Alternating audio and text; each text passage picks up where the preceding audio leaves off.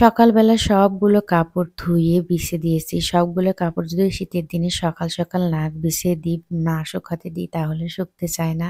এমনিতেই শীতের দিনে রোদ কম বের হয়। তাই চিন্তা করলাম যে সকাল, সকাল সবগুলো কাপড় ধুয়ে নেড়ে দিই। এপাশে মেয়ের বাবা ছাদে ব্রাশ করতেছিল আর বলতেছিল সকাল, সকাল বাজারে যাই। আজকে যেহেতু একটু সকালে উঠেছি তাই বাজারটা একটু ঘুরে দেখে আসি। মেয়ের বাবা সকালেই বাজারে চলে গেল। আমি বললাম, "খেয়ে যাও।" সে বলতেছে, "না আমি খেয়ে যাব না। আমি বাজার করে এসে খাবো।" করে আসার পরে আমি তাকে খেতে দিলাম। আমি সকালে খিচুড়ি আর ডিম ভাজি করে দিয়েছি। সে সকালে বাজার থেকে আসার পরে আমার কাছে একটা ফোন চলে আসে। ফোনে আমাকে বলা হয় যে, আপনার ২ টার মধ্যে শেরপুরে আসতে হবে।" আপনারা অনেকেই জানেন বেশ কিছুদিন আগে আমি একটা কাজ করেছি, সরকারি প্রজেক্টের কাজ। পরিসংখ্যান বিভাগের অফিসের একটা কাজ করেছি। কাজটা অনেকেই জেগে জানতে চেয়েছিলাম। আজকে আমি বলে দিচ্ছি। এটা হচ্ছে অর্থনৈতিক শুমারি ২০২৪।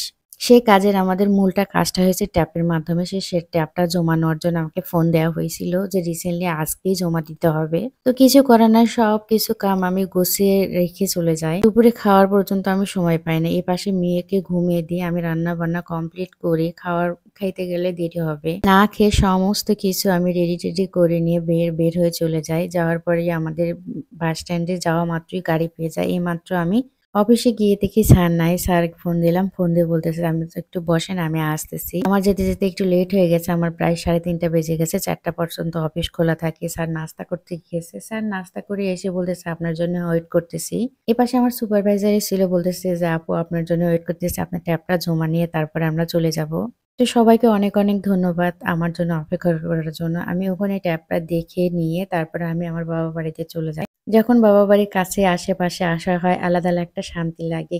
কেন জানি না। বিয়ের পরে শ্বশুরবাড়িতে বাবার বাড়ি থেকে যদি একটা পাখিও যায় তার প্রতিও যেন একটা মায়া কাজ করে। মায়ার প্রতি একটা আলাদা একটা টান কাজ করে। জানি না কিসের জন্য। আমার মতো কার, কার হয় একটু কমেন্ট করে জানাবেন। আমার বাড়িতে যেতে আরো কিছু গাড়ি চেঞ্জ করতে হয়। যেমন আমি ১ম এ বাসে উঠলাম, তারপরে সিএনজিতে উঠলাম, তারপরে অটোতে উঠলাম। অটোতে থেকে নেমে ফাইনালি আমার বাবার বাড়িতে চলে আসলাম। মেয়ে তো নানা বাড়ি পেয়ে অনেক খুশি হয়ে যায়। ও খুশি হয়ে এত খুশি হয়েছে যে নাচানাচি শুরু করে দিয়েছে। দেন ওখান থেকে আমরা চলে যাই আমাদের সর্ষে ক্ষেত দেখতে। কারণ সর্ষে বোনার পরে আর সর্ষে ক্ষেতটা দেখা হয়নি। তাই মা মেয়ে চলে গেলাম সর্ষে ক্ষেতে।